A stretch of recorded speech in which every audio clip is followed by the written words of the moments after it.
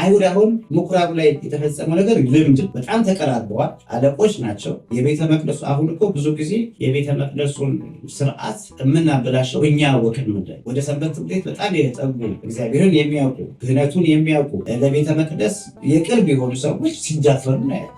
አባቶቻችን ይህን ሲያስቀምጡ ጠዋት ወደ ቤተክርስቲያን ልትሄድ ስትነሳ ወደ ቀኝም ወደ ግራም አትይ ይላሉ። ምንድነው? ሊረብሽህ የሚችለውን ነገር ውስጥ ይዛ አትይ። እግዚአብሔር ቤተ መቅደስ ቢያፈርስ እግዚአብሔር እሱን ያፈርሰዋል። እግዚአብሔር የራሱን ጅራፍ ያዘጋጃል። መግረፍ የጀመረ ጊዜ ምኩራቡ ይጸዳል። መላእክት እኮ በቅዳሴ ሰዓት እንደ አሸም መሬት ላይ ይነጠፋሉ ነው ምንድነው? እንዴት እንደፍራለን? ያከር ባለቤቱን ካልናቁ አጥሩን አይነቀንቁ። በፍርሃት ሆናችሁ ለእግዚአብሔር ስገዱ። ግን እንዴት ነው የምንሰግዱ? በፍርሃት ነው ወይ የምንሰግዱ? አይደለም። ግማሹ ይቆማል፣ ግማሹ መቀመጫ ላይ ይቀመጣል፣ ግማሹን ሰግዶ የራት ፍርሃት ማለት ምንድን ነው? ስልክን ይዘን እኮ ቤተ መቅደስ ገብተን ጸሎቱን ተንቆ ስልክ ስንነካካ ነው። ከፈጣሪ ጋር ስለመደራደር እናንሳና ሰው ከሰው ጋር ነው መደራደር የሚችል። እንግዲህ ሰው የሚመስለው ቤተክርስቲያን ስለመጣ እግዚአብሔርን ስላገለገለ እግዚአብሔር ጋር ስለሆነ ሁሉ ነገር ሰላም አገኘ። ሕሊና ካለው በዚህ ዘመን ሰው በጣም ደስተኛ መሆን አይችልም። በጌታ ደስ ይበላችሁ ማለት ምን ማለት ነው? የከፈለላችሁን አስቡ። እንድታደንፈው ስልትሆነን ምን ይጎላታል? በእናንተ ሰበብ የእግዚአብሔር ስም በአሕዛብ ዘንድ ይሰደባል። እኛን አባቶቻችንም እያበላሸ ያለ እኮ ምን ነው? የንስሐ አባት ዓላማ ይሄ ያለ የጠየቁኝ ነገር ስጋዊ ነገር መንፈሳዊ ነገር አይደለም። ቤተክርስቲያን አማናዊት ነች። ለባሾቿ ናቸው እያሰደቧት ያሉት። ጸጳጦስ ይእቲን ተበአማን። ሰላም ጤና ይስጥልን፣ እንደምን አላችሁ? ይህ በየሳምንቱ የዐቢይ ጾምን ሳምንታቶች በመዘከር የሚዘጋጅላችሁ በሰንበት ትምህርት ቤታችን የሚዘጋጀው የዩቲዩብ ፕሮግራማችን ነው። የዛሬ ርዕሳችን የሚሆነው የልብን ምኩራብ ማጽዳት በሚል ርዕስ ይሆናል። ታዲያ እንደተለመደው አንድ እንግዳ ይዘንላችሁ መጥተናል። እንግዳዬ እንኳን በሰላም መጡ። ራስዎትን ቢያስተዋውቁልን። እሺ። በስመ አብ ወወልድ ወመንፈስ ቅዱስ አሐዱ አምላክ አሜን። ቀሲስ ጥላሁን ደሲሳ እባላለሁ። እሺ እንግዳዬ አክብረውን ስለመጡ እግዚአብሔር ያክብርልን። እሺ የመጀመሪያ ጥያቄ እንዳነሳ ቢፈቅዱልኝ? እሺ የመጀመሪያ ጥያቄያችን የሚሆነው ውስጣዊ ንግድን በተመለከተ ነው። ታዲያ ጌታችን በምኩራብ የነበሩ ነጋዴዎችን ገርፎ አስወጥቷል። አሁን ደግሞ በእኛ ጊዜ የአሁን ምኩራብ ያለው ልባችን ነውና በጸሎት ጊዜና መንፈሳዊ ሕይወታችንን በማድረጋችን ጊዜ የሚረብሹን ልክ እንደ ስስት፣ ጭንቀት እንዲሁም ደግሞ ዝና መውደድን የመሳሰሉ ነገሮች አሉና የልባችንን ምኩራብ እንዴት ማጽዳት እንችላለን የሚል ነው። ክብር ይስጥልኝ። አመሰግናለሁ። የኢትዮጵያ ኦርቶዶክስ ተዋሕዶ ቤተክርስቲያን ባስቀመጠችው ስርዓት መሰረት በዚህ በዐቢይ ጾም፣ በትልቁ ጾም፣ በሁዳዴ ጾም ያሉትን የሰንበት ቀናት ስያሜ ሰጥታለች። በዛ ስያሜ መሰረት አሁን የዛሬው ሰንበት ቅድም እንደገለጽሽልን ምኩራብ ይባላል። የአይሁድ ምኩራብ ነው። ምኩራብ የሚለውን ስያሜ ከማግኘቱ በፊት ያው ቤተክርስቲያን የክርስቲያኖች መሰብሰቢያ እንደሆነ አስቀድሞ ኦሪቱ ከነ አብርሃም ከነ ያዕቆብ ከነ ሙሴ በኋላ ወደ ሶሎሞን ተሸጋግሮ የመጣ ስያሜ ነው እና ደብተራ ኦሪት ነበረ የሚባለው መጀመሪያ። ከደብተራ ኦሪት በኋላ የመገናኛው ድንኳን የሚልም ስያሜ አለው። ያው የኦሪት ትምህርቶች የሚማሩበት አይሁዳውያን ተሰብስበው የተገረዙ ሰዎች የአብርሃም ዘሮች ተሰብስበው እግዚአብሔርን የሚያመሰግኑበት ጸሎት የሚያቀርቡበት ነው።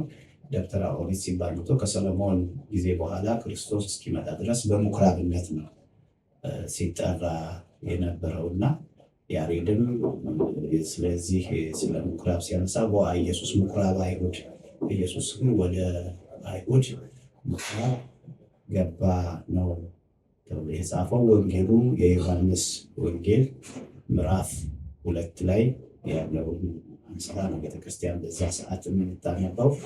በቅዳሴው ሰዓት ላይ የሚቀደሰው የጌታችን የመድኃኒታችን ኢየሱስ ክርስቶስ ቅዳሴ ጊዜ ይቀደሳል። ምስባኩ ወይም ደግሞ ከዳዊት የሚነሳው መዝሙር 68 ቁጥር 9 ላይ እስመ ቅንዓተ ቤትከ በለዓኒ ትዕግርቶሙ ለእለይትዔየሩ በወርቀ በላዕሌየ ወቀጽዐክዋ በጾር ለነፍሴ የሚለው ምስባክ በዲያቆኑ አማካኝነት ይሰበካል ማለት ነው። ዝግጁ ያደረገች ቤተክርስቲያን ነች። ምን እንደሚነበብ፣ ምን እንደሚሰበክ፣ ምን ማታ ዝማሬ እንደሚዘመር የተቀመጠ ነገር ነው። ያንን አንስተን ነው በዛ አባቶቻችን ባስቀመጡልን መሰረት ነው እንግዲህ ይሄ ሶስተኛውን ሳምንት ምኩራብ ብለን የምናነሳው ማለት ነው። እንግዲህ ከጥያቄሽ እንደተነሳ ነው ጌታችን መድኃኒታችን ኢየሱስ ክርስቶስ ወደ አይሁድ ምኩራብ ሄደ። ምኩራብ ብዙ ነገር ነው በወቅቱ የሚፈጸምበት። የኦሪት ንባብ ይነበብበታል፣ ትንቢቶች ይነበቡበታል። እንደገና ደግሞ እንደ ማህበረሰብ መገናኛም ነው። እዚህ አሁኑ ማህበረሰቦች ተሰብስበው የሚገናኙ ምኩራብ አይሁድ ቅጣትም አለው፣ ግርፋት ይገረፋል። እንደገና ደግሞ አጠፋ ያሉትን ሰው በሀቅም ላይሆን ይችላል፣ እውነት ላይ ባልተመሰረተ መንገድ አጠፋ ያሉትን ሰዎች ከምኩራብ ይለያሉ። ስለዚህ ይፈርዱ። ሐዋርያትም ጌታችን መድኃኒታችን ኢየሱስ ክርስቶስን ከተከተሉ በኋላ እንደ ማስፈራሪያ የተነገራቸው ከዚህ በኋላ በክርስቶስ ብታምኑና ስለሱ ብትመሰክሩ ከምኩራብ ትወጣላችሁ ነው። ክርስቶስም ይህንኑ አስተምሯል። ከምኩራባቸው ያወጧችኋል። ስለ እውነት ከታዘዛችሁ፣ ስለ እውነት ከተገዛችሁ ከምኩራቦቻቸው ያወጧቸዋል። እና ምኩራብ በአለቆች ነበር የሚመራው። አለቆች አሉት። ልክ እንደዚሁ ቤተክርስቲያን አስተዳዳሪ እያስቀመጠች እንደምትመራው የአይሁድ አለቆች በየምኩራቡ ላይ አለቆች አሉት እና አለቃው ብዙ ስልጣን የነበረው ነው። እና እንግዲህ ለጥያቄሽ መግቢያ እንዲሆን ብዬ ነው የራሳችንን የውስጣችንን ችግር ወይም ደግሞ ውስጣችንን ያለውን የኃጢአት ሸቀጥ እንዴት ነው የምናጸዳው የሚለውና ክርስቶስ ያጸዳበትን መንገድ ማየት ግድ ነው ብዬ ነው። ክርስቶስ ያጸዳበትን መንገድ ማየት ግድ ነው። እንግዲህ ወደ ኢየሩሳሌም ወጣ ነው የሚለው። ወደ ኢየሩሳሌም ወደ መጨረሻው እየደረሰ ባለበት ወቅት ነው። ወደ ኢየሩሳሌም የወጣባቸው የተቆጠሩ ጊዜያት እና ክርስቶስ ወደ ኢየሩሳሌም ሲሄድ እንደ ልማዱ የሚገባው ወደ ምኩራብ፣ ሐዋርያትም ወደ ምኩራብ ይገባሉ። ህዝቡንም ማግኘት የሚቻለው ማስተማርም የሚቻለው ወደ ምኩራባቸው፣ ወደ ቤተ መቅደሳቸው፣ ወደ መገናኛ ስፍራቸው ነው እና ኢየሱስም በዓል ለማክበር ወደ ኢየሩሳሌም ሲሄድ ያው ወደ ቤተፋጌ በዚህ በማቴዎስ ምዕራፍ 21 ላይ በሰፊው ተቀምጧል። ወደፊት እና እዛ ሲደርስ ያልጠበቀው ነገር ግን ሆነ ነው የሚለው። ብዙ ጊዜ ሰዎች በክርስትና ሽፋን የሚሰሩት ስራ አለ። እግዚአብሔርን በመቅረብ ወይም ደግሞ ቤተክርስቲያንን በመጠጋት የሚሰራ ብዙ ነገር አለና በጣም አምልኮ የሚመስል በዚህ በአንደኛ ጢሞቴዎስ ምዕራፍ 6 ቁጥር 10 ላይ የአምልኮት መልክ አላቸው ኃይሉን ግን ክደዋል የሚል እና መነሻው አምልኮ ነው። ምኩራቡ መገልገያ ነው። ከብዙ ሀገር ለፋሲካውን በዓል፣ የቂጣን በዓል፣ የነፃነቱን በዓል ለማክበር የሚመጡ ሰዎች ለቤተክርስቲያን ስጦታ ለዛ ለምኩራቡ ስጦታ ይዘው ይመጣሉ፣ መባ ይዘው ይመጣሉ እና ያን ስጦታ ከተለያየ ቦታ ነው ገዝተው የሚመጡት። ያን ገዝተው የሚመጡትን ነገር እነዚህ የአይሁድ አለቆች፣ የምኩራቡ አለቆች አሁን ሊጠቀሙ የፈለጉት ነገር አለ። አምልኮ አስመስለው ግን ፍላጎታቸው እንትን ለማድረግ የሞከሩትና ጌታችን መድኃኒታችን ኢየሱስ ክርስቶስ ሲመጣ ምኩራቡ ላይ እንግዳ ነገር ነው ያየው። እንግዳው ነገር ምንድን ነው? እነሱ በጣም አጠጋግተው ነው አመሳስለው ነው የተገኙት። ሰዎች ከምትደክሙ የሚል ነው፣ ሽፋን አለው። ብዙ ጊዜ አሁን ሰዎች የሚስቱባቸው ምን ችግር አለ? ቤተክርስቲያን ይሰማሉ ይሄን ቃል። ይሄ አባት ያለው እኮ ቤተክርስቲያን ነው፣ እንዲህ አይነት ትምህርት የተማረው ቤተክርስቲያን ነው፣ ላጥምቃችሁ ነው ያለው፣ ቅባ ቅዱስ ልቀባችሁ ነው ያለው፣ ሌላ ነገር ያለን ነገር የለም ነው የሚሉት። ሽፋኑ ውስጡን አያውቁትም። ይሄም ክርስቶስ ስለ ይሁዳ ሲናገር የተናገረው ማለት ነው። ምንድን ነው ያለው? ይሁዳ ይሄ የሽቶ ጌታችን መድኃኒታችን ላይ ኢየሱስ ክርስቶስ ላይ የተነሰነሰው ሽቶ ቢሸጥ ለድሆች ብዙ ገቢ ያስገኘ ነበር የሚል የእውነት ቁጭት የሚመስል ግን ውስጡ ሌብነትን የያዘ ይሁዳ በዛ ሰዓት ለድሆች አስቦ አይደለም ሲሸጥ፣ እሱ ፐርሰንት ስለነበረው ያን ፐርሰንት ለራሱ ለማስገባት ተቆርቋሪ መስሎ ነው የቀረበው እና ተቆርቋሪ መስለው ሰውን የሚያጠቁ ቤተክርስቲያንን የሚያጠቁ አሉ እና በዛ ሰዓት አይሁድ ተቆርቋሪ ለህዝቡ ተቆርቋሪ መስለው ነው ምኩራቡን ያበላሹት። ምንድነው ተቆርቋሪ የሆኑት? ከኢየሩሳሌም ከጫፍ ከተለያየ ቦታ ስለሆነ ሰው ኢየሩሳሌም ይመጣው ከዛ ዋኖስ እርግብ መስዋዕት የሚሆን ተሸክማችሁ ከምትመጡ እዚሁ እናዘጋጅላችሁ የሚል ነው መነሻቸውና ህዝቡ የዋህ ነው ይመስለዋል። ከዛ ተሸክመን እስከመጣ አሁን በቤተክርስቲያን አካባቢ ቤተክርስቲያን ንዋየ ቅድሳት መሸጫ ከፍታ ከዛው ተገዝቶ ከዛው ይገባል። እንዲህ አይነት የተቀራረበ ነበር የሚሰሩት የነበረው። በፍጹም የተራራቀ አብሮ ከምኩራቡ ጋር ሊሄድ የማይችል ነገር ነው ሲያረጉ የነበረው እና ከዛ ተሸክማችሁ ከምትመጡ በቃ እዚሁ እናዘጋጅላችሁ እና ከዚሁ ገዝታችሁ እዚሁ ትሰጡናላችሁ የሚል እንደ ብላክ ማርኬት ጥቁር ገበያ እንደሚባል አይነት ነገር ሰርተው መቅደሱን ወይም ደግሞ ምኩራቡን የመጸለያው ቦታ ከፋፍለው ጥጃ አስገብተው በግ አስገብተው ርቦች አስገብተው ጣዕሙን የቤተ መቅደሱን የዕጣን ሽታ ቀይረውን የጠበቁት ክርስቶስ ለመናገር ያለ ቦታው ክርስቶስ በጣም አዝኗል ነው በዚህ ጉዳይ አዝኗል። ወደ ኢየሩሳሌም ሲገባ አዝኗል። ስለዚህ ጣዕሙ የዕጣኑ ሽታ ተቀይሮ የከብት ሽታ ይሸት ነበረ፣ የጫጩቶች ሽታ ይሸት ነበረ። ያ ሰላማዊ ዜማ ሲዜምበት የነበረው ጸሎት ሲጸልይበት የነበረ ቦታ ሁከት ተፈጥሮ ነበረ። ሁከት የሚለው ሻጭና ለዋጭ አለ፣ ደላላ አለ፣ እዚህ ጋር አለ የሚል አለ፣ የኔ ይበልጣል የሚል አለ፣ እዚህ ጋር እኔን ግዙኝ የሚል አለና የጸሎት ስፍራነቱን ቀይሮ ሌላ አሁን ቤተክርስቲያን በዚህ ጠባይ ውስጥ አለች። በዚህ ጠባይ ውስጥ እየሄደች ነው ያለችው። ታቦት ሲነግስ ንግሰ በዓል ሲደረግ ለእግዚአብሔር ቤት በመለመን በሚመስል መልኩ ነገር ግን ውስጣዊ ጥቅም ያለው እንዲህ አይነት ፐርሰንቶች የሚጠቀሙ ታቦት አቁመው ህዝቡን ለክርስቶስ ለቤተክርስቲያን ላፈሰሰ ጣራ ለተቀደደ ቆርቆሮ ቤተክርስቲያንን ለማነጽ እንዲህ በሚል ይሄ አምልኮት መልኩን ይዞ ነገር ግን ፍጹም ንግድ በሆነ መልኩ አሁን እየተደረገ ያለው አይነት ስሜት ባለ መልኩ ያን ነገር ያደርጉ ነበረ። ስለዚህ ክርስቶስ ያን ሊያልፍ አልቻለም። ይሄን ማለፍ አይቻልም እና በሌላው ወንጌል ላይ እንደውም ጊዜ ሰጥቷል፣ ጅራፍ ሰርቷል፣ አዘጋጅቶ ነው የገረፈውና አሁንም ያዘጋጃል። እውነት ለመናገር በዚህ መልኩ አይቀጥልም። እግዚአብሔር የራሱን ጅራፍ ያዘጋጃል። መግረፍ የጀመረ ጊዜ ምኩራቡ ይጸዳል። ስለዚህ ያ ነገር ነው የተከሰተው። ስለ ምኩራብ ስናነሳ አከሳሰቱ ይሄ ነበር እና በዛን ሰዓት ያንን ገርፎ እንግዲህ አስወጣ ማለት ነው። ቤተ መቅደሱ ነፃ አደረገ እና ቤተ ጸሎት ትሰመኝ። እቺ ቤት የጸሎት ቤት ነው ስያሜዋ። ወደፊት የምትቀጥለው በጸሎት ቤቷን ነው እንጂ በንግድ ቤትነት አትቀጥልም ብሎ ዋኖሶቹ ጫጩቶቹን ርኅራኄ ባለው መልኩ ገበታቸውን ገለበጠ ነው የሚለው። ስለዚህ በዚህ መልኩ ገርፎ ክርስቶስ ምኩራቡን ቤተ መቅደሱን አጽድቷል።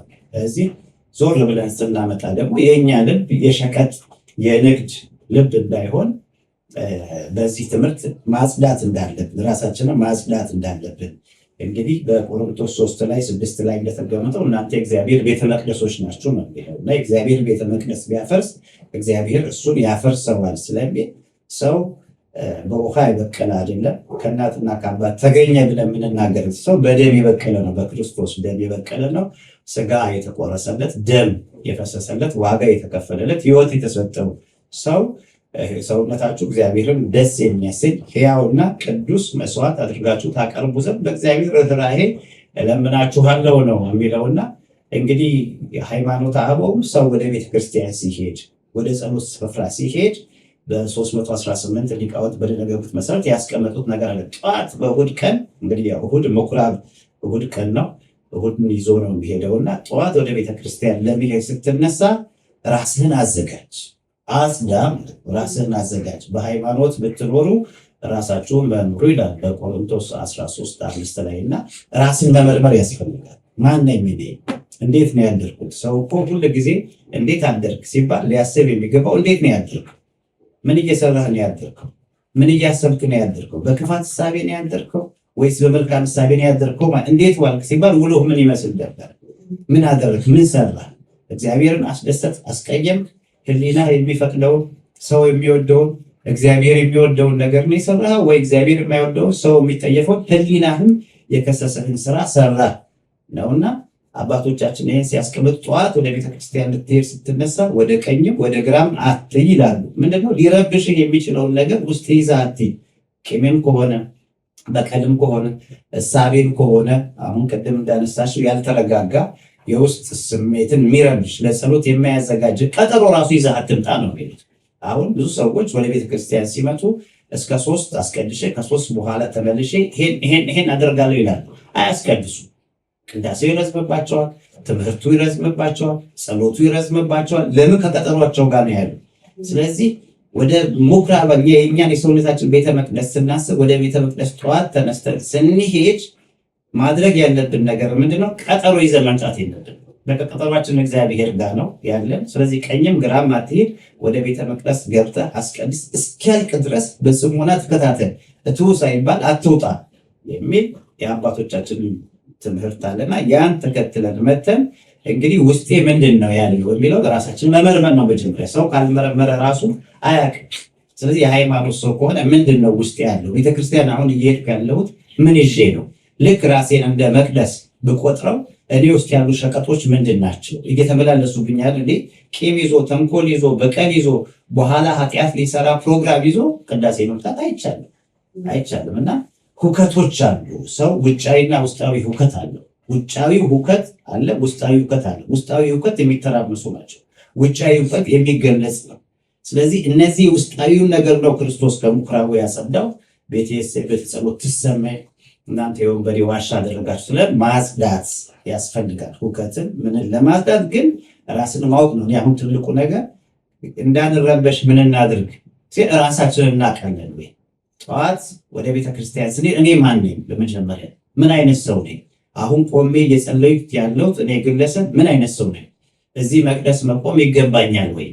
በማይገባኝ ስራ አድርጌያለሁ፣ ስለዚህ ለንስሐ የሚገባ ፍሬ አፍርቻለሁ ብሎ መርምሮ ሰው ከቆመ እንባው ከራሱ እየወረደ እግዚአብሔር ጋር እየተገናኘ ሰማያት እየተከፈቱ እግዚአብሔርን እያመሰገነ ራሱን እየወቀሰ በቤተ መቅደሱ መቆም ይችላልና ማንነትን ማወቅ ነው የመጀመሪያ። እሺ መልካም። ቀጣዩ ጥያቄያችን የሚሆነው ስለ ልማዳዊ አምልኮ ነው። ማለትም ብዙዎቻችን ወደ ቤተክርስቲያን መሄድ ልማዱ ሆኖብናል እና በምኩራብ እንደተደረገው ተአምር በእኛም ቤተክርስቲያን ውስጥ የምርም የእውነትን መለወጥ እንዲኖር የእግዚአብሔር ስራ ይገለጥ ዘንድ ወይም ደግሞ መንፈሳዊ እርካታን እናገኝ ዘንድ ምንድን ነው መለማመድ ያለብን? ምንድን ነው የሚጎለን? ስለሱ የተወሰነ እንግዲህ አሁን ቅድም እንዳነሳሁት ነው። ልምድ ከባድ ነው።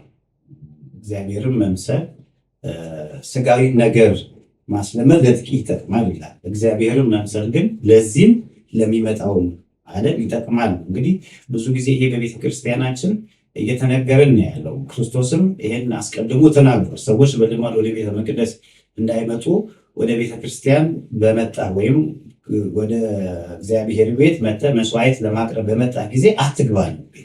አትግባ፣ ቁም ደጅ ላይ። ለምንድን ነው የምትቆመው? ደጅ ላይ ቁምና ጊዜህ የመጣኸውን ነገር ወይም ደግሞ አመጣጥ በልምድ ከሆነ ያን አስብ። ምን አይነት አመጣጥ ነው የመጣው? ሰው በድዬ ቀምቼ ረክሼ ያልተስተካከለ ሕሊና ይዤ ነው ወይ የመጣሁት ብለህ ቆም ብለህ አስብ።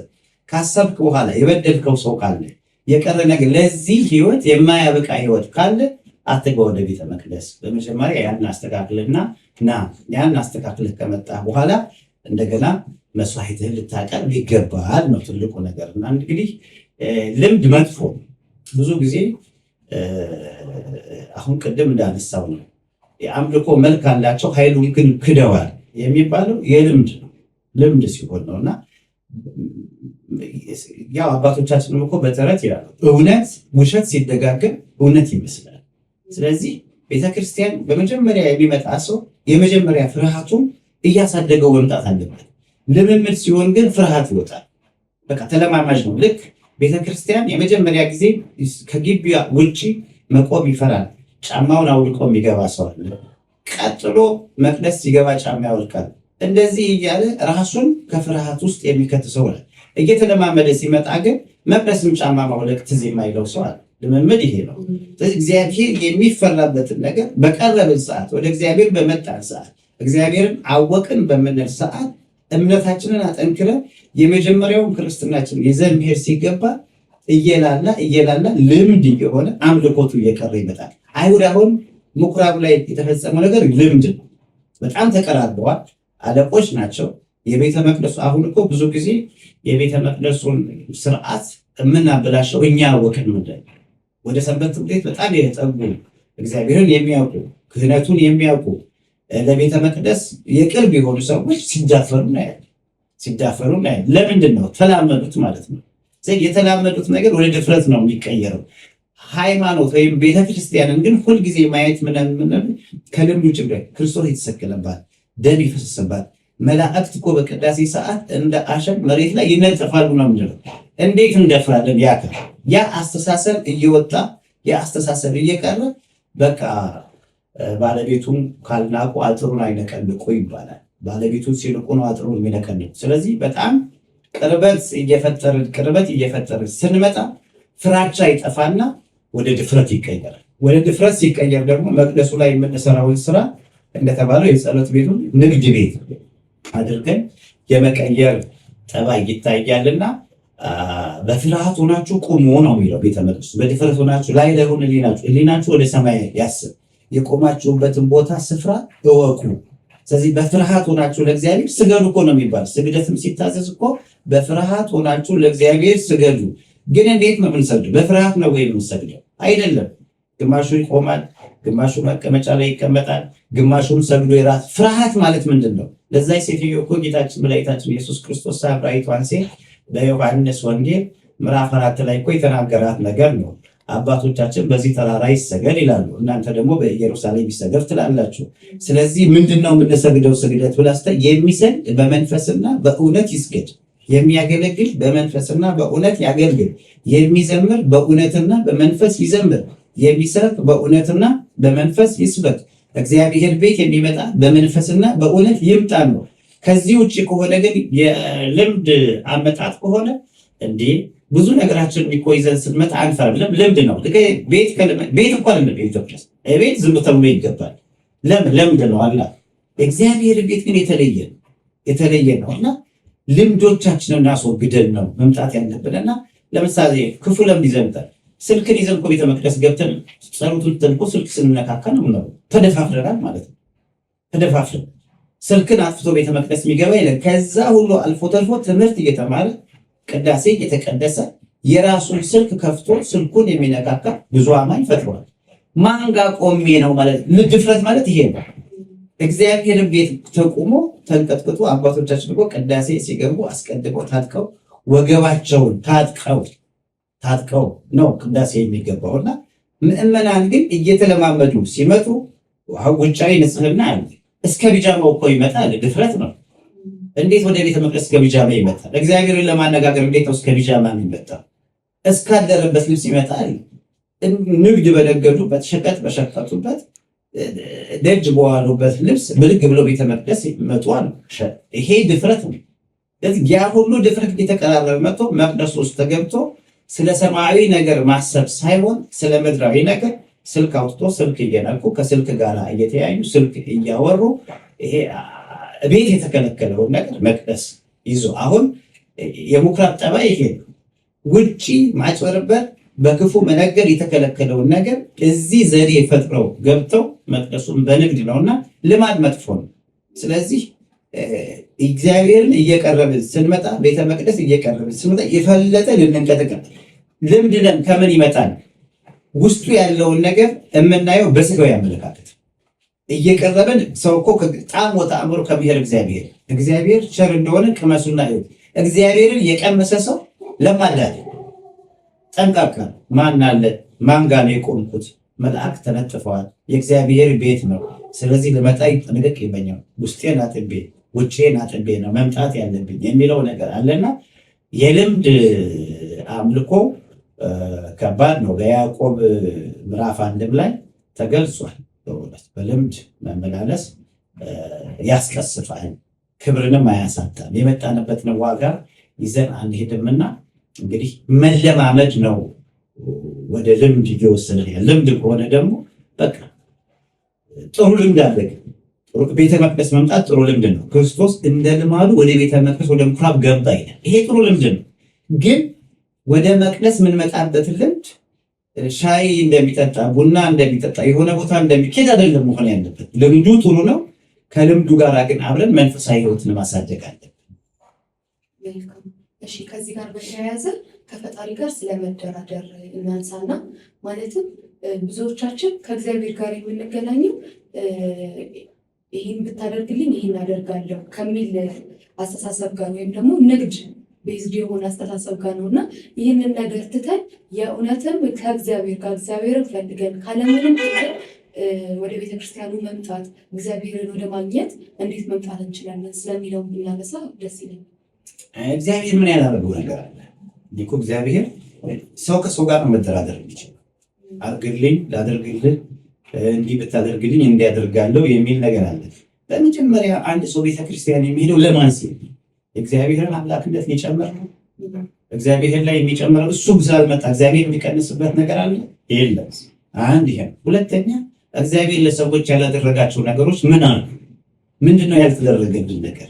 ክርስቶስ ሞቷል፣ ደሙን አፍስሷል፣ ተሰቅሏል፣ ሕይወቱን ሰጥቷል ብለን ስንል ለማን ነው ያ ዋጋ የተከፈለው? እኔ ገንዘብ እንዳገኝ አይደለም እኮ ክርስቶስ የሞተው።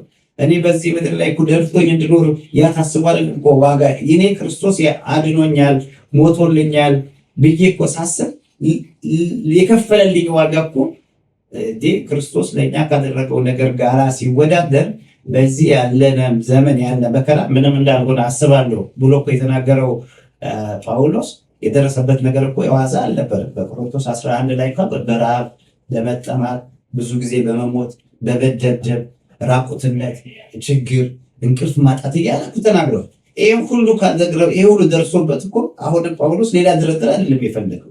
ምንድን ነው ያለው?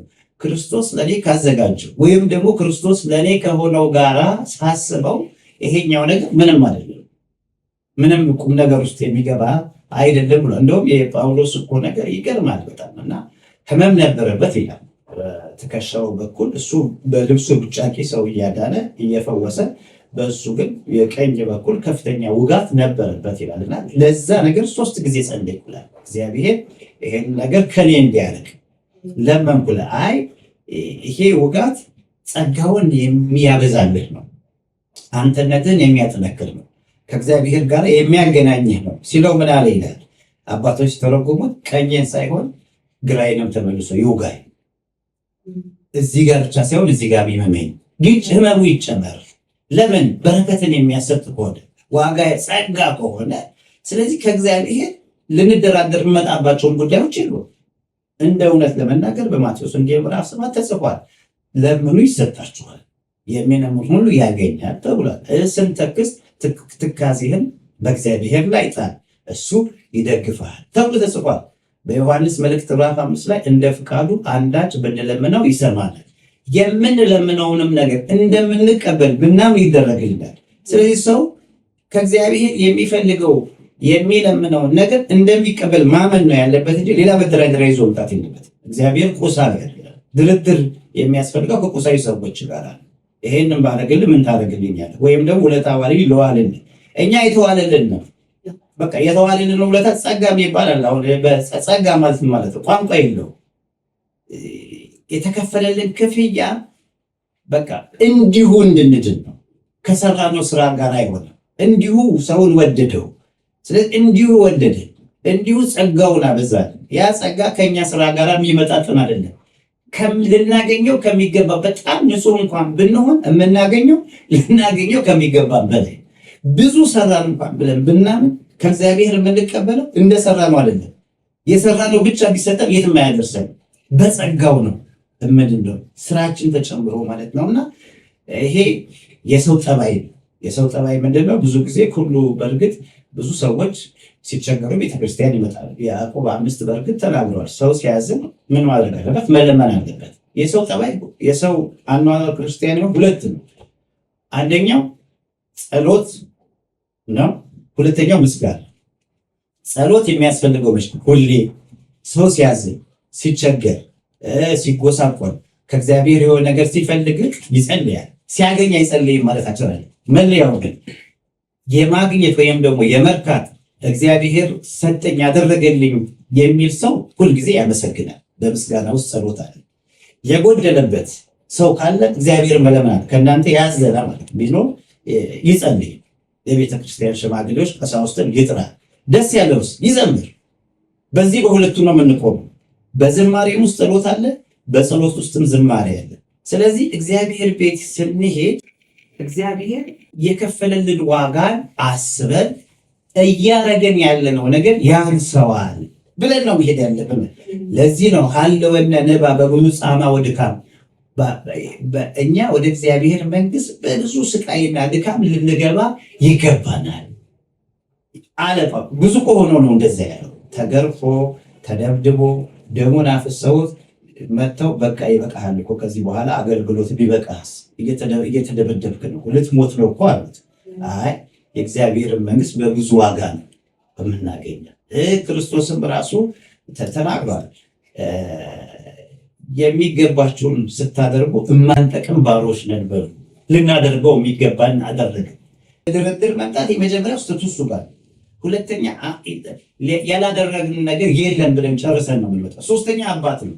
አባት ለልጆቹ ሁሉ ጊዜ መልካምን ነገር የሚያደርግ ነው። አዎ የእኛ አባቶች ራርተው የምንለምነውን ነገር እንደሚያሟሉ ሁሉ እግዚአብሔር ሩህ አምላክ ነው። ስለዚህ እኛ ግን ምንድን ነው የምናደርገው? ክርስቶስም ተናግሯል እኮ በጣም ፈለግነህ አሉት። በጣም ፈለግነህ፣ በየብስ በባህር ወደዛ ፈለግን፣ 3 ቀን ሙሉ አጣን። አይ የምትፈልጉኝ ለሚበላ ነገር ነው። ስለዚህ ለማይጠፋው ነገር ፈልጉኝና ብዙ ጊዜ ሰው ክርስቶስን የሚፈልገው ለምንድን ነው? ለሚበላው ነገር፣ ለሚጠጣው ነገር፣ ለሚያልፈው ነገር። እዛ ቁም ነገር እስከ ዮሐንስ 6 ላይ የተነገረው ከዚህ የተነሳ ነው። ለማያልፈው የተባለው የክርስቶስን ስጋና ደም ለመብላት ለመጠጣት ግን አትፈልጉም።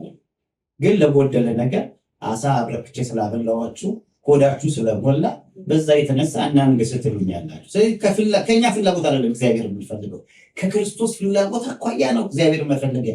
ሰው ከራሱ ፍላጎት አኳያ ነው እግዚአብሔር የሚፈልገው። ከእግዚአብሔር ሐሳብ ከእግዚአብሔር እኛ የክርስቶስ ልብ አለን፣ እኛ የክርስቶስ ሐሳብ አለን ነው። የክርስቶስ ሐሳብ አለን ማለት ምንድን ነው? የሞተልንን ክርስቶስ በሞተልን ልክ እንፈልገዋለን። ስለዚህ ሰው የሚፈልገው ምንድን ነው? ቁራሽ ነገር ነው። በዛ በለምጾቹ ታሪክ ተቀምጧል። እግዚአብሔር 10ሩን ለምጻሞች ፈወሰ። የሚፈልጉት ፈውስ ነበረ። ከተደረገ በኋላ ግን 9ኙ አልመጡም፣ አንዱ ብቻ ተመለሰ ይላል። ምሕረት የደረገላቸው 9 የት አሉ? አንተ ብቻህ ነው ያለ። ስለዚህ ሰው ጠባዩ ምንድን ነው ማለት ነው? ይፈልጋል፣ ሲያገኝ ይሄዳል። ይቸገራል፣ መጥቶ ያለቅሳል፣ ሲሞላለት ይሄዳል። እንዲህ አይነት ነገር አለም ከእግዚአብሔር ጋር መኖር ያለብን።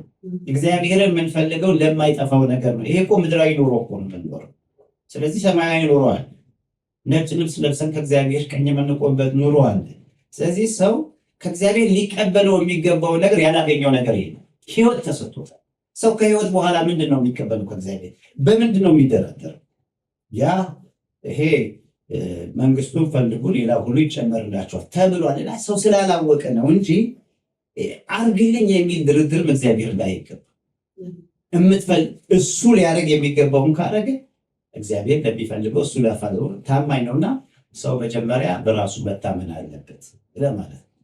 መልካም። እሺ፣ ቀደም ላይ መጀመሪያ ስለ ምኩራብ ስናነሳ በምኩራብ ቦታ ላይ በጣም ከንግዱ ከሽያጩ አንጻር በጣም ብዙ ጫጫታ ነበር ብለናል እና አሁን ደግሞ በዘመኑ ስላለው ጫጫታ ብናነሳ እና የዘመኑ ኑሮ የፖለቲክሱ እንዲሁም ሌሎች ሰው ባለበት ኃላፊነት በጸሎት እንኳን በስርዓት እግዚአብሔር ፊት መቆም እንዳይችል ውስጡ ብዙ ጫጫታ አለና ይህንን ጫጫታ ከልባችን አስወግደን እንዴት ነው የሰላም ቤት በውስጣችን መመስረት የምንችለው? ትክክለኛ ሰላምን እግዚአብሔርን ማግኘት የምንችለው እንዴት ነው የሚለውን ቢያብራሩልን። እውነት ነው። እንግዲህ ክርስቶስን ከዓለም እንድታወጣቸው ሳይሆን በዓለም እንዳሉ እንድጠብቃቸው ነው የሚለው። ብዙ ጊዜ እንግዲህ ሰው የሚመስለው ቤተክርስቲያን ስለመጣ እግዚአብሔርን ስላገለገለ ከእግዚአብሔር ጋር ስለሆነ ሁሉ ነገር ሰላም አገኘ የሚሆን ነው የሚመስለው እና እንደሷ ክርስትና በራሱ ባህሪውም ይሄ አይደለም። ክርስትና የፈተና አለ። ሰው እግዚአብሔርን በተጠጋ ቁጥር እግዚአብሔርን እያወቀ ፈተናው እየበረታበት እየጠነከረበት ይመጣል። ግን ማንም ሲፈተን በእግዚአብሔር እፈትናለሁ አይበል ብሏል ያዕቆብ።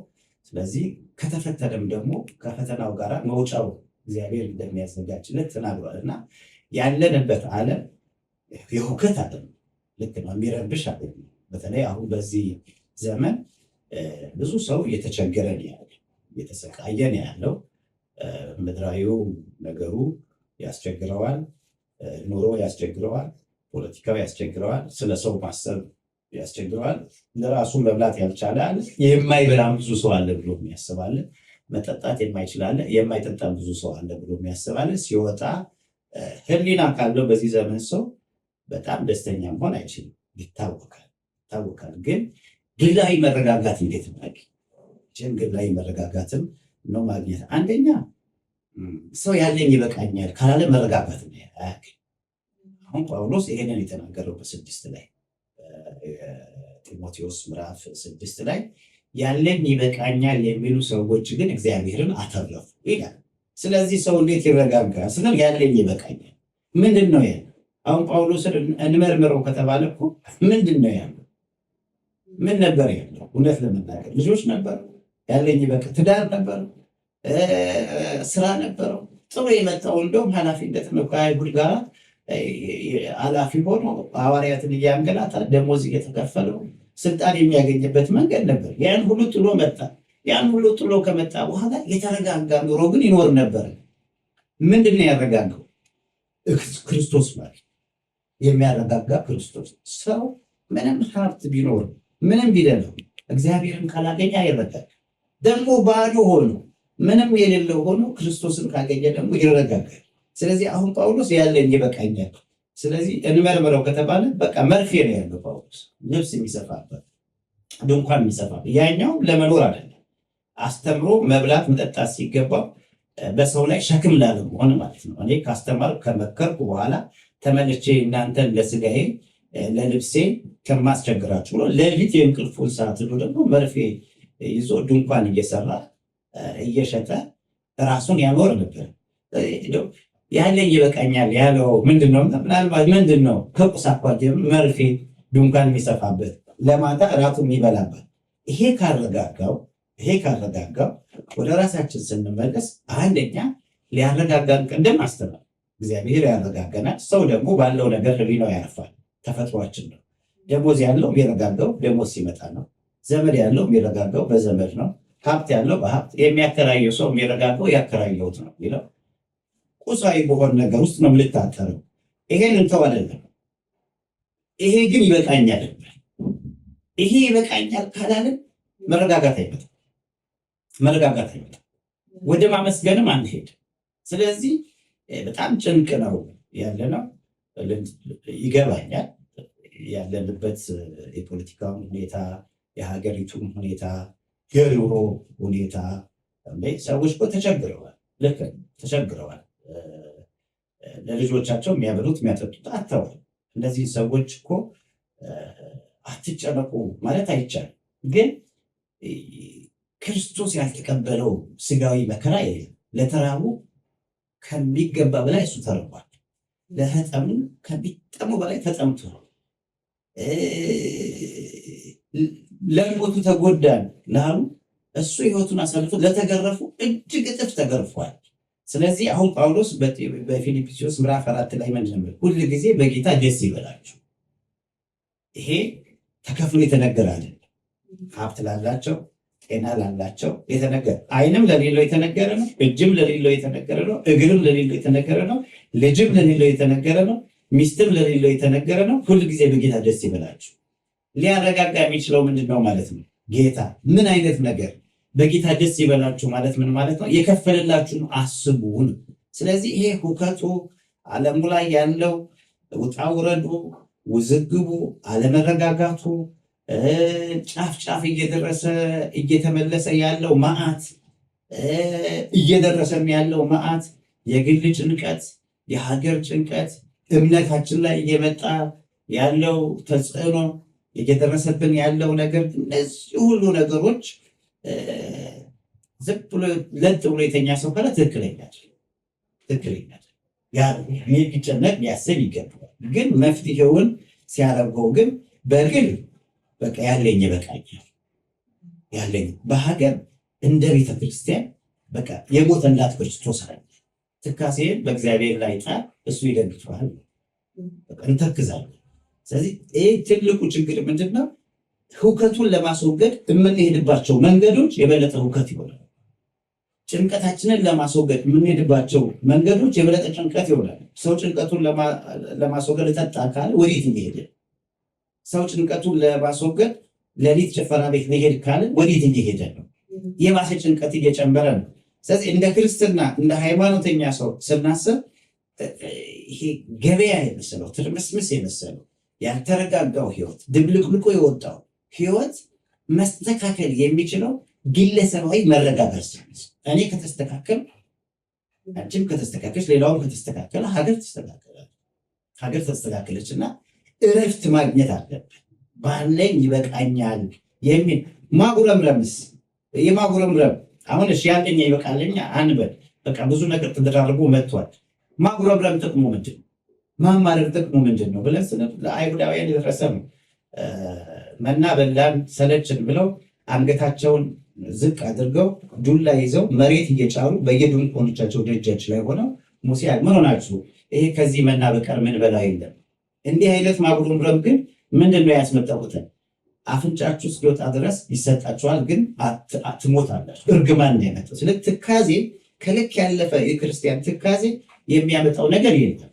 እግዚአብሔርን ምስጋና መውሰድ ስለሆነ፣ ስለዚህ መረጋጋት የምንችለው እኔ ያለኝ ይበቃኛል፣ በጌታ ደስ ይበላችሁ፣ ትካዜያችሁን በእግዚአብሔር ላይ ጣሉ፣ እሱ ይደግፋችኋል የሚለውን ይዘት ግላዊ መረጋጋት ብናመጣ ከዛ በኋላ ይስተካከላል ብዬ አስባለሁ።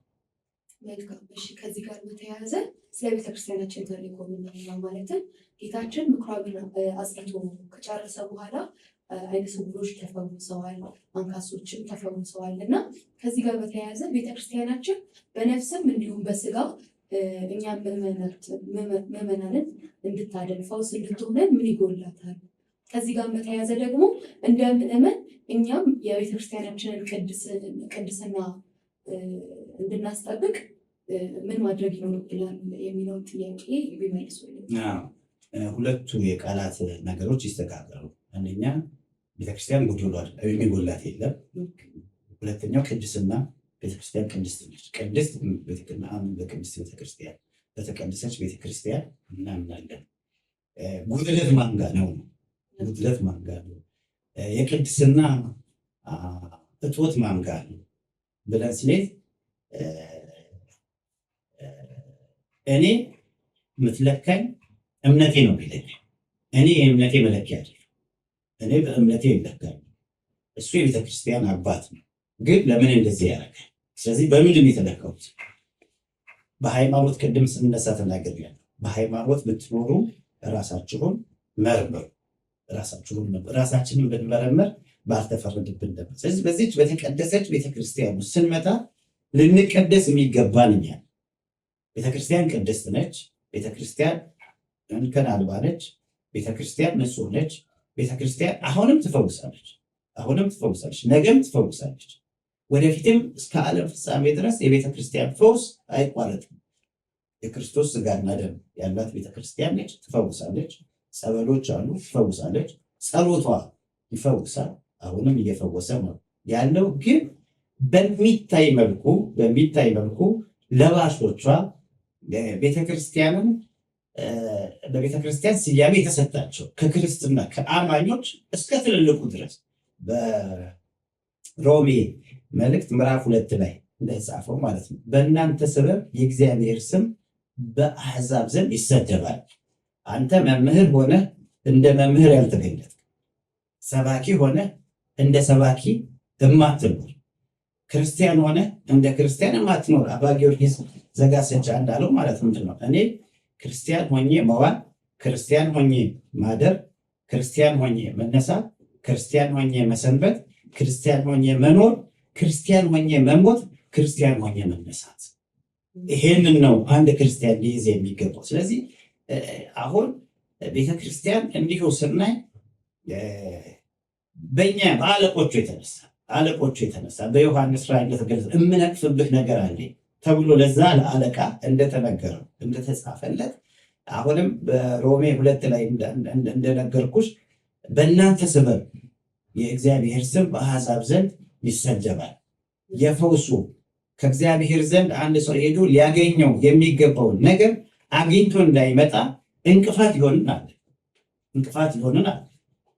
ይሄን ነው ቤተክርስቲያን እንግዲህ ልታጸዳ የሚገባን እኛ ልናጽዳ የሚገባን ይሄንን ነው። ቅድም እንደተናገርነው በሰዎች አማካኝነት ቤተክርስቲያን ያልሆነ ስያሜ የተሰጥቷት ስያሜ ያንን ስያሜ ማን አሰጣት ሲባል ተከታዮቹ የማይገባውን ስራ እየሰሩ ማለት ነው። ይሄ ደግሞ በደንብ ምዕመናኑ ሊያጤነው የሚገባው በማቴዎስ ወንጌል ምዕራፍ 24 ላይ የጥፋት እርኩሰት በተቀደሰው ቦታ ላይ ቆሞ ስታይ አንባቢ አስተውል ነው የሚለው። ያልተነገረ ነገር የለም። ቅድም ያነሳነው ለቤተ ክርስቲያን ጥቅም የሚመስሉ ሸቀጦች፣ ቤተ ክርስቲያንን ህዝብን ሊጠቅሙ የሚመስሉ ነገር ግን ህዝብን የሚጎዱ ስራዎች የቤተ ክርስቲያንን ልብስ ለብሰው ካህን ሆነው ዲያቆን ሆነው በቤተ ክርስቲያን ስም የሚነግዱ ኑሯቸውን የሚያሰፉ የሚበለጽጉ ለነሱ ለኃጢአት ለነሱ ለክፉ ስራ ቤተ ክርስቲያንን ፊት ለፊት አድርገው ጅብል ሲወጉ በአህያ ይጠሉ ይባላል። ጅብ ዝም ብሎ አይወጋም ማለት ነው። አህያ አሳይቶ አህያውን ሊበላ ሲመጣ ጅብ ይወጋል። እንደዚህ ቤተ ክርስቲያንን ለብሰው ቤተ ክርስቲያንን መስለው የቤተ ክርስቲያን ሐሳብ የያዙ መስለው ነገር ግን የግላቸውን ሐሳብ የሚፈጽሙ ለግላቸው ቤተክርስቲያኒቱ ከሆነ እንደ ንግድ ሲታይ እንደ እምነት ተቋማት እንደ የቢዝነስ መናኸሪያ ሆኗል። በቃ ብድግ ብሎ ሰው ቤተክርስቲያንን ይሸከማል። ከቤተክርስቲያን ጥቅም አኳያ አከራከራለሁ ብሎ ሊነሳ ይችላል። ግን ይሄ የምናየው እኮ በሚዲያ የምናየው ነው፣ በግል የምናየው ቤተክርስቲያንን ቆመን የምናየው ነው። ግን ሰው ቅድም እንደተናገርኩት ማስተዋል አለበት። እሱ ራሱ ለዛ ሸቀጥ አንዱ እንትን መሆን የለበትም። ጥሬ ዕቃ የሆነ የሚቀርበው እኮ ህዝቡ ነው። ህዝቡ ቢዘጋጅ ነው ይሄ የቤተክርስቲያን ስርዓት አኳያ አይደለም ብሎ ለምን አይቃወምም? ህዝቡ ለምንድን ነው እሺ ብሎ የሚሄደው? ለምን ታቦት ቆሞ ወገቡ እስኪንቀጠቀጥ ድረስ እየተለመን ገንዘብ ከተረፋቸው አጥቢያዎች ላይ ገንዘብ ምንም ካልቸገራቸው አጥቢያዎች ላይ ወገቡ እየተንቀጠቀጠ ሲነገድ ለምን አይናገርም? ሸቀጥ ለምን ይሆናል? ለምን መሳሪያ ይሆናል? እሱ እኮ እየሰጠ ነው። ብዙዎች እኮ ቤተክርስቲያኒቱን ለችግር እያጋደ እኛን አባቶቻችንን እያበላሽ ያለ እኮ ምን ነው? እሱ ይዞ የሚመጣው ነገር ነው። ሰው ከንስሐ አባቱ ጋር ያለውን ቅርርብ እኮ ማወቅ አለበት። የንስሐ አባት የማይሆን ጥያቄ ሲጠይቁት እሺ ብሎ ተግብሮ ፈጽሞ ማማት ማጉረምር የሌለበትም ነው ማለት አለበት። አይ ይሄ አይደለም የክርስትና ሐሳብ፣ ይሄ አይደለም የንስሐ አባት ዓላማ፣ ይሄ አይደለም የጠየቁኝ ነገር ስጋዊ ነገር ነው፣ መንፈሳዊ ነገር አይደለም፣ የጠየቁኝ ነገር እግዚአብሔር የሚወደው አይደለም ብሎ መናገር አለበት። ስለዚህ ህዝቡ ራሱ አንድ ሸቀጥ ለንግድ የተመቻቸው ህዝብ ከሌለ በማን ይነግዳል? ለንግድ የተመቻቸው ህዝብ ነው። መጽሐፍ ደግሞ ይህን ጽፏል። አይገቡም ወይም አያስገቡም፣ ብዙ ሸክምን ጠቅልለው ላያችሁ ላይ ይጭኑባችኋል፣ እነሱ ግን በእጃቸው ሊነኩት አይገባም። እና ይሄ አክብሮትን እንቀንስ አይደለም። ለአባት ያለንን፣ ለካህን ያለንን፣ ለመምህራን ያለንን አክብሮትን እንቀንስ አይደለም። ግን በመምህር ሽፋን ስር እኔ መምህር ነኝ ብሎ እንባዋን ልታብስ የመጣችን ሴት ወንጀል ውስጥ መክተት በመምህር አማካኝነት፣ በሰባኪ አማካኝነት፣ በዲያቆን አማካኝነት ኃጢአት እንድትሰራ ያን ማን ነው መቃወም ያለበት? በዚህ የተነሳ ነው አንዳንድ ጊዜ እንግዲህ እንደተባለው የቤተ ክርስቲያን የፈውስ የማዳኗ ተአምር የመስራቷ ጉዳይ በሸቀጥ ውስጥ ገብቷል። እየታየ አይደለም፣ ተአምራታዊ ስራዋ እየታየ አይደለምና ወደዛ እንድትመለስ ነው ይመስለኛል ጥያቄውና እኔም ደግሞ ስነሳ ያልኩት እንደው ቤተክርስቲያን አማናዊት ነች፣ ለባሾቿ ናቸው እያሰደቧት ያሉት። ቤተክርስቲያን በእርግጥ እግዚአብሔር በሰዎች ስራ ይሰራል። ሰዎች ግን ለዛ ስራ የማይመቻቸው ሲሆን እግዚአብሔር ራሱን ስራ በውሃ ይፈውሳል፣ ችግር የለም። በስጋ ወደሙ ይፈውሳል። በመስቀል በጸሎት እንፈወስ ይገባናል። ቅድም በማርቆስ በያዕቆብ 5 ላይ የቤተክርስቲያን ካህን ይምጣ የእምነትም ጸልዮ ዘይትን ይቀባው፣ ታሞ ከሆነ ይድናል፣ ኃጢአት ካለበት እንኳን ይሰረይለታል በካህኑ አማካኝነት ብሎ ያዕቆብ አስቀምጦ ነው ያለ። ይህን የፈውስ ነገር ቅባት ቀብተን ጸሎት ጸልየን ማዳን ያቃተን እኛ ነን። ቤተክርስቲያኒቱ ግን ስልጣኑ ሰጥታናለች። ስለዚህ ልንወጣው ልንሸከመው ያልቻልነው ነገር ምንድን ነው? ህዝቡ ነው። ህዝቡ ራሱ ለዚህ አጋዥ ይበሳጫል። በእርግጥ ያያል፣ ተባባሪ ነው። ተባባሪ ነው። ስለዚህ ይሄ ከቤተ ክርስቲያን አቋም አኳያ ትክክል አይደለም ብሎ መንፈሳዊ በሆነ መልኩ መናገር አለበት፣ ሀሳቡን መግለጽ አለበት። እሱ ጅራፍ ይዞ ገርፎ የማስወጣት መብት አለው እያልኩ አይደለም። ይሄን ያለ እግዚአብሔር ጅራፍ ያጸዳል ቤቱ። ግን እንደ ሰው እንደ ክርስቲያን እኔም ኃላፊነቴ ምንድን ነው? ከራሱ ጀምሮ ማለት ነው። ማጥራት ራስን ነው፣ መግረፍ ራስን ነው። ቅድም ብለናል፣ ራስን ማንጻት ነው። ከዛ አልፎ ደርፎ ተቋሙ እንዳትነካበት የሚጸድቅባት የሚቀበርባት ክርስትና የተነሳባት ጋብቻ የፈጸመባት ነገ ፍትሐት ተፈቶ የሚቀበርባት ቤተክርስቲያኑ ስሯን የለቀቀ ሃይማኖቷን የለቀቀ ስጋዊ ነገር ሲሰራባት ሲያይ እንዲሁ በምን አገባኝነት መቀመጥ እኮ የለበት። የግሉንም ውሳኔ አይደለም መወሰን ያለበት፣ ማሰብ ያስፈልጋል። ምን እናድርግ ለቤተክርስቲያኖች? በምን ደረጃ ይሄ የነበረውን ክብሯን እንመልስላት? የማይሆን ነገር እየታየ ሸቀጥ እየታየ ንግድ እየታየ ነው ቤተክርስቲያኗ ዙሪያ ላይ። ይሄን ያደረጉት ሰዎች ናቸው ሸቀጥ አምጥተው። ይሄ በቃ እያደጉ እኮ የመጣ ነገር ነው። አሁን ቤተክርስቲያን በጉቦ ይገባል፣ እንደዚህ ይደረጋል፣ ሰው እንደዚህ ይቀጠራል፣ ገንዘብ ይወሰዳል። ያደገ ነገር ነው፣ አዲስ ኃጢአት አለ። እዛ ምኩራቡ ላይ ሲያደርጉ የነበረውን ነገር ሽያጩን ሸቀጡን እያደገ መጣ። ጠባዩን እየቀየረ ጠባዩ እየቀየረ መጥቷል። እግዚአብሔር ያጸደዋል። እውነት ለመናገር እንዲሁ ቤተክርስቲያን በዚህ መልኩ ስሟ እንደተነሳ ይቀጥላል የሚል እምነት የለንም። ጊዜ ግን አለው። ጅራፍ እየሰራ ጊዜ ነው። ጅራፉን ሰርቶ ሲጨርስ እግዚአብሔር የሚያጸዳውን ያጸዳል። ግን ምዕመናን ለዚህ ተግባር ትልቁን አስተዋጽኦ እያደረጉ ያሉት ራሳቸው ምዕመናኑ ናቸው። ሱታፌ እያደረግን ያለ ነው እኛ ነን። ራሳችንንም አላጸዳንም። ለሚበላሸውም ለሚጠፋውም ለንግዱም ዋና ጥሬ ዕቃ ሆነን እየቀረብን ያለ ነው እኛ ነን። እና ተው ማለት የሚገባውን ተው፣ መሳተፍ የማይገባውን አለመሳተፍ፣ ሀሳብ መስጠት ሀሳብ በግል ደረጃ ቅድም እንደተናገርኩት እኮ እንዲህ አባቴ እንዲያለኝ ከማለት ለአባትየው በጨዋ ንግግራችሁ በጨው እንደተቀመመ በጸጋ ይሁን እንደሚባል ነው። አባት እንደዚህ ሊሆን አይገባው። ከአባቴ የምጠብቀው ይህንን ስለ ምግባር ነው። ስለዚህ ልታረም ነው የመጣሁት እንጂ ኃጢአት እንዲህ አሁን እኮ አብሮ ብዙ ነገር እየተሰራ አብሮ ምን እየተሰራ በሚቀጥለው ጊዜ አይ እኛ አባት እንዲያደርጉኝ ከሳሽ ይሆናል። አብሮ በፈጸም ከሳሽ አይደለም። አለመስዋዕት፣ አለመተባበር የሰረቀም ያሳየም ተመሳሳይ ነው። ስርቆትንም ያሳየ የወጣም እንዲወጣበት ጉልበት ይሆንም ያው ነው።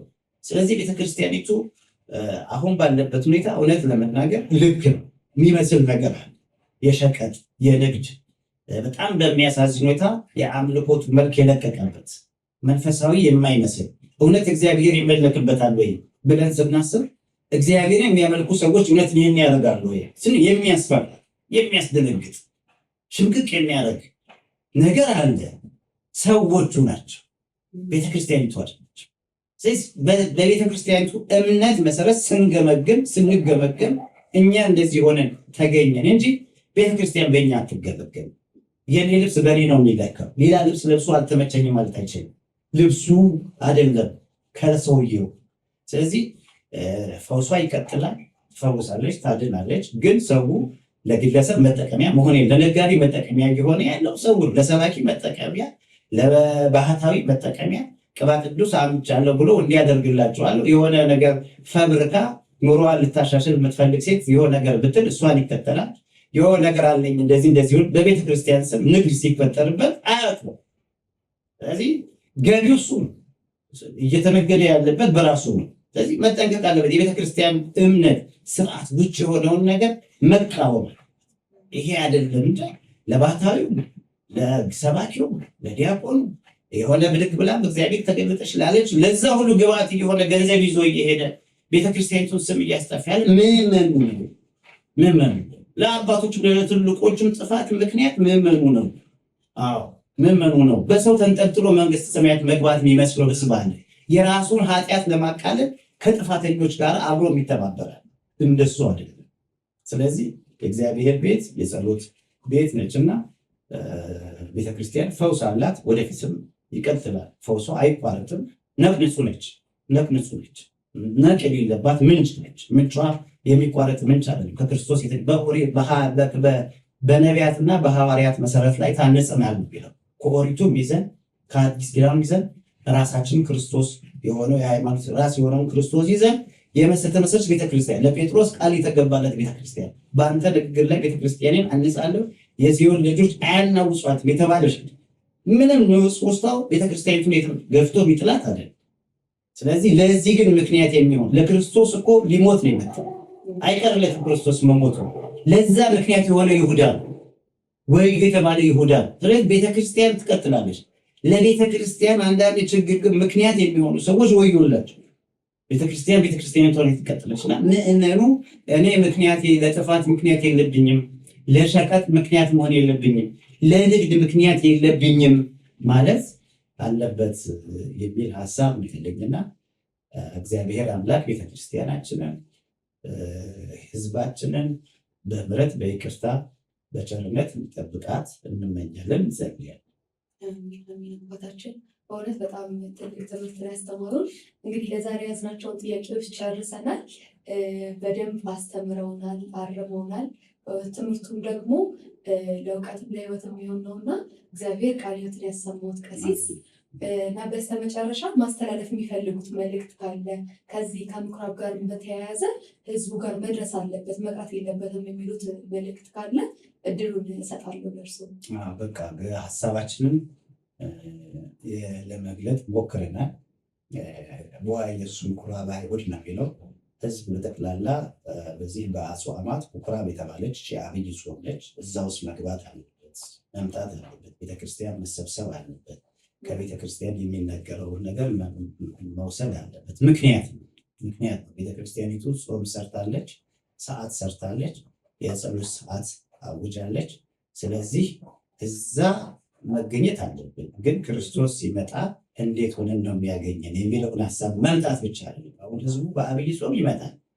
ቤተክርስቲያን መጥቶ የማያውቀው ጾሞ የማያውቀው የፈለገበት ቦታ ውሎ የነበረው ሰው ይመጣል።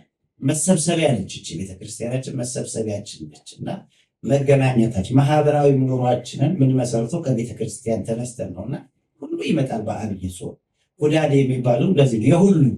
የሁሉ የፈቀደ በውድ ሳይወድ በግድ አማኝ የሆነ ሁሉ የሚሰባሰብባት ስለሆነች ግን ምኩራቡ ጋር ክርስቶስ መምጣቱ አይቀርም።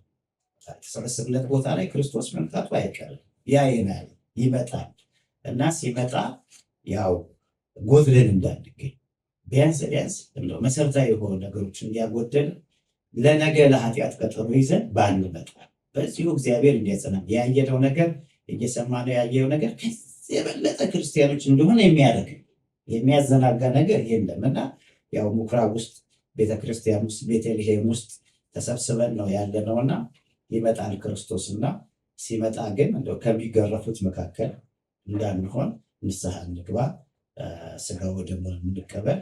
ህይወታችን እግዚአብሔርን የሚያስደስት ደስ የሚያሰኝ ህይወት እንዲሁ ባዶ ጾም እንዳይሆን ለመምከር እወዳለሁ። ስለነበረን ጊዜ እግዚአብሔር የተመሰገነ ይሁን።